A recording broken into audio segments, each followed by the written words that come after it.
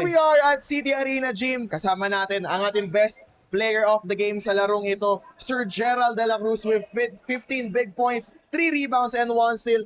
Sir, how do you feel about that game? Sobrang close game nun with Team Zion, Warriors, and syempre, Team DC Gym came out with that win. How do you feel, sir?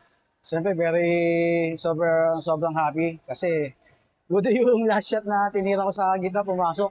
Dahil sa mga teammate ko, yung tiwala nila sa akin, kaya yung confidence ko, kahit malas ako nung first quarter, fourth quarter, bumawi naman ako yung pang last shot.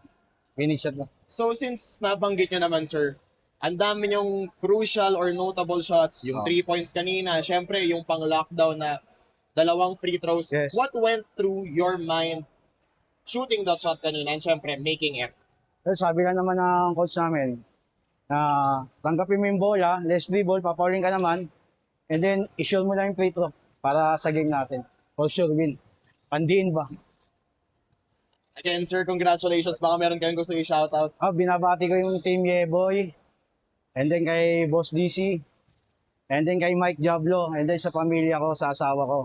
Family De La Cruz, shoutout sa inyo lahat. Saka yung mga teammates ko, lahat sila, binabati ko.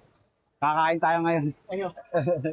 Ayan, again, sir, congratulations, Sir Gerald De La Cruz. Congratulations and Team DC Gym on that win. Again, this is your Above Ground Basketball League 40 Above Division Season 3. See you again next time. God bless and peace out. Yeah.